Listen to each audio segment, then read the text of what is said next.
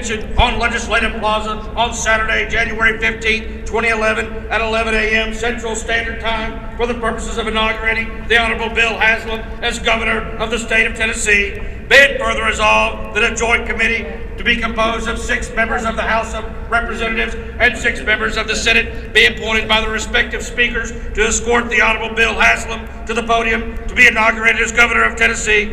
Be it further resolved that the 107th General Assembly organizational session stand in adjournment at the close of business of the organizational session on Saturday, January 15th. And be it further resolved that pursuant to Article 2, Section 8 of the Constitution of Tennessee, the 107th General Assembly shall convene in regular session on January 15th, 2011, immediately following the adjournment of the 107th General Assembly organizational session. Be it further resolved that the 107th General Assembly stand in recess at the close of business of both houses on Saturday, January 15, 2011, and reconvene Monday, February 7th, 2011 at 5 p.m. Central Standard Time.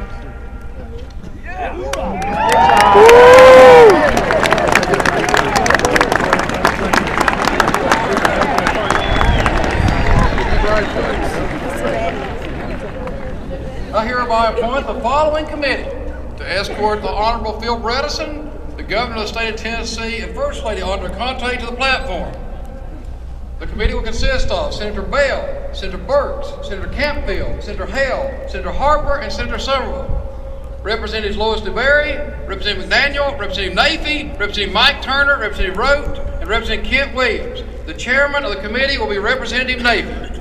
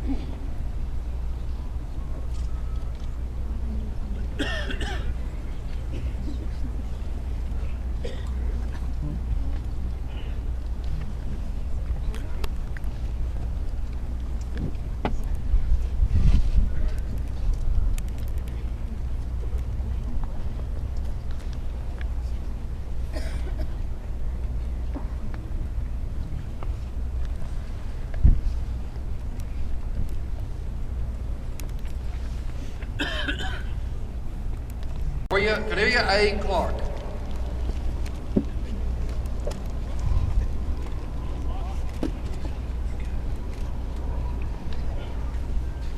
Everybody ready? And if you will raise your right hand, please repeat after me.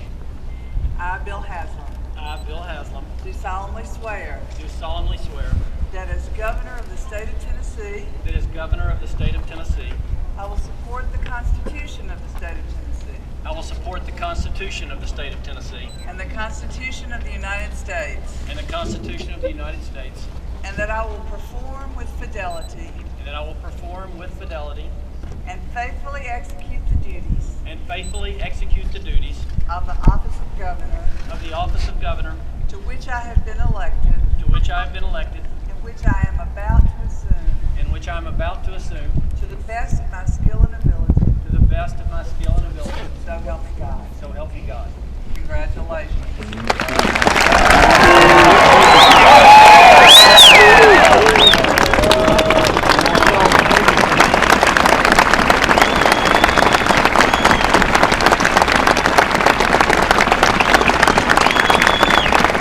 You look for more than incentives. The single best recruiting tool for future job growth is high quality in our workforce that flows from our educational achievement. I recently attended new governor school. I think I passed. But there are 26 brand new governors. All of us ran on a platform of bringing jobs to our state. The competition is intense, not just with our fellow states in the U.S., but with countries from all across the world. We are honing an edge that will allow Tennessee to stand out in a highly competitive world where everyone is looking for the smallest advantage to succeed. Reforms and investments in Tennessee's education system offer promise for tomorrow, but money and good intentions are not enough to bridge the gap. Commitments are required from parents, from teachers, from from students, and from elected officials. The standards for educational excellence have been raised, and we need plenty of helping hands, not pointing fingers, in our climb to the top. It's time to reach for the top tier and not be satisfied with merely being better than last. A quality workforce also embraces healthy choices and personal responsibility and accountability for a healthy lifestyle. We can't remain 44th out of the 50 states in the health of our citizens and attract the jobs that we want, nor obtain the quality of life we desire in Tennessee. Our goal is simple: top-tier education for our children, retraining for those out of work and underemployed, and a healthy lifestyle. All three will make Tennessee #1 in the Southeast for high-quality jobs.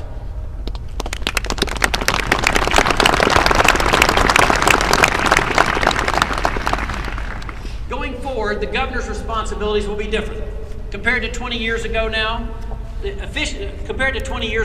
efficiency now is the operative word because resources are fewer. There is no other choice.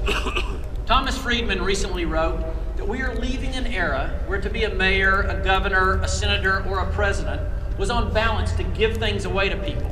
And we are entering an era where to be a leader will mean on balance to take things away from people. That's the only way we will get our fiscal house in order before the market brutally does it for us. As we slowly reverse the negative trends of the economic downturn that gripped our state and nation, we will be diligent in watching the weight of state government, going on a diet of efficiency and effectiveness. State government will live within its financial means, and a top-to-bottom review will set priorities and establish measurable goals. We face few easy alternatives in closing the budget gap and balancing the budget. Difficult choices still face us. We will make the right decisions that point us toward the future, while doing so with a measure of compassion. Today, as we begin writing a new chapter in our state's history, I ask you, the elected state senators and representatives, to join with me in rolling up our sleeves and going to work. Our measure of effective state government is whether our citizens are served well and at the lowest possible cost. The people of Tennessee are our customers, and we will be all about great customer service. In business, our goal was to make sure that every employee was either taking care of a customer or taking care of someone who was taking care of a customer. As mayor of Knoxville, our goal was to listen, to lead, to be open and transparent, and to get things done. State government will do no less.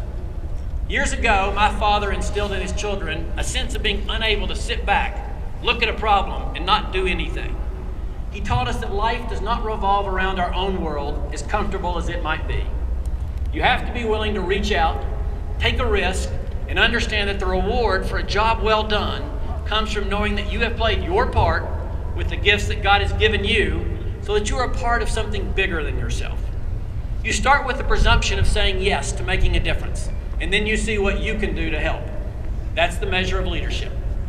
Leadership shapes reality. It's how education reform grasps the knowledge range for the future, or how, with a gentle nudge, people reach the next rung on the ladder, even when it's a stretch to grab hold. Let me be very clear. Fiscal challenges and difficult options will characterize our time in leadership. We have to be willing to press ahead because you feel it is the right step, not necessarily the most popular, in setting the course for the future of all Tennesseans. Leaders listen. They draw on the experience of others and their own life experiences and values, and they lay out a path that embraces the hopes, the dreams, and the aspirations for all. We're at a new day in government in our country and our state. That's not a reference to Republicans winning elections that Democrats won 2 or 4 years earlier. Today, reality is a landscape created from fewer financial resources, but one that still provides for the common.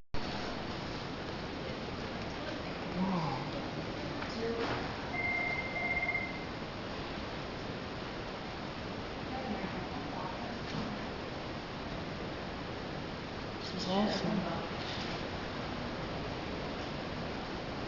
Nicholas Spaghetti in the governor's office.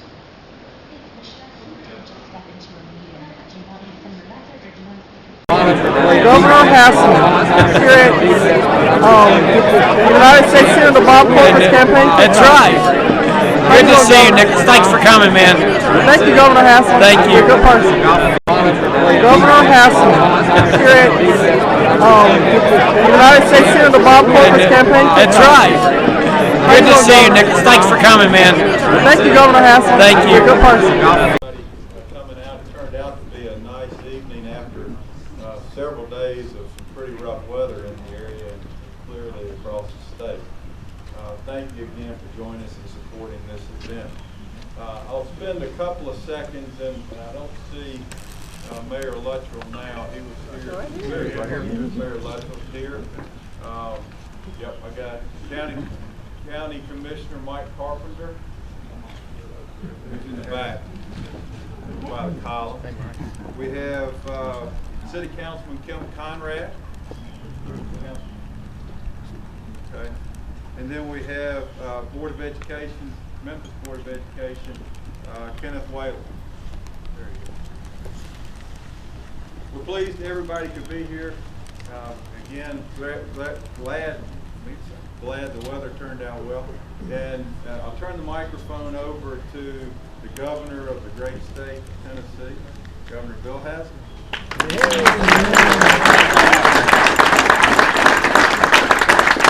Thank you all. It is really, really good to be here. Before I go any further, about 20 people said, "Where's Chris?" Everybody I've talked to said, "Where's Chrissy?" Unfortunately, she had made a commitment a long time ago for a board that she's on to be there tonight and can't be here, but I'm in big trouble for coming to Memphis without her. Let me say one thing, and I want to talk, and then I'm going to introduce Bob, but if I can steal a little personal note, I want to thank you all for all the help. So many people standing here helped me to have the job that I have now. And I'm sure somewhere there's a better job than being governor of Tennessee, maybe being United States Senator, but with all due respect, it is a wonderful privilege to get to do what I do. And I wouldn't be doing it without the help of so many of you here. And I want you to know that I'm grateful. I never ever walk in that office one day, any day, without thinking how grateful I am and how many people helped me.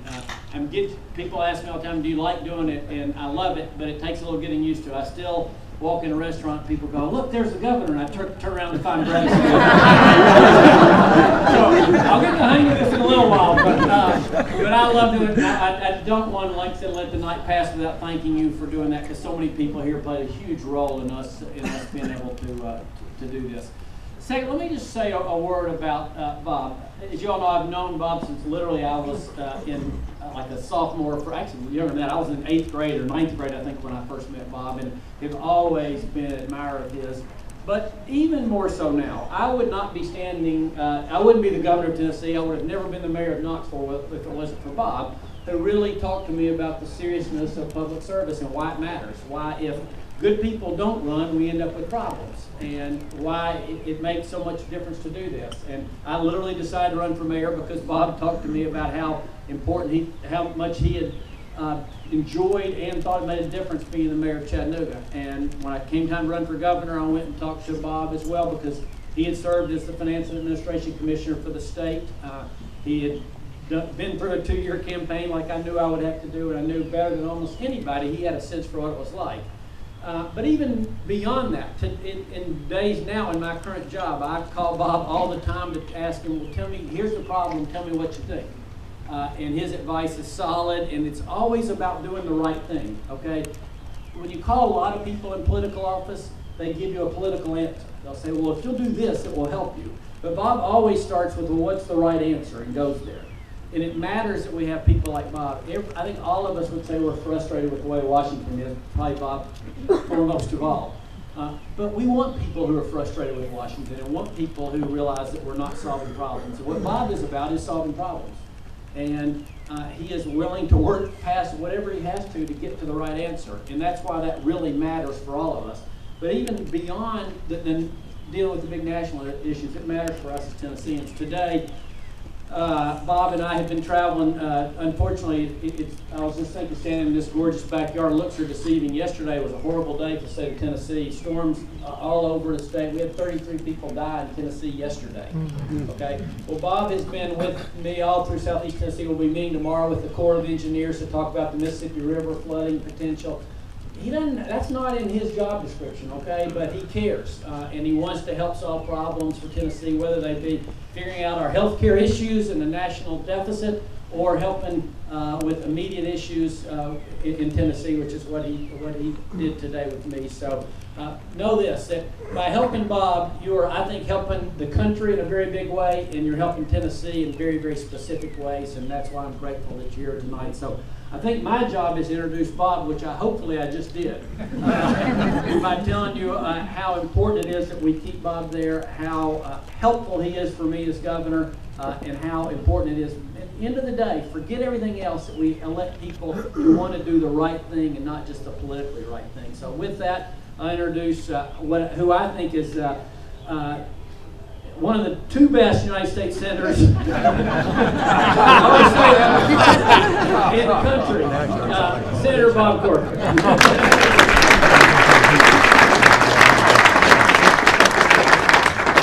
I'm glad to see Bill. Governor Haslam here at United States Senator Bob Corker's campaign. That's right. Good to see you, Nick. Thanks for coming, man. Thank you, Governor Haslam. Thank you. You're a good person.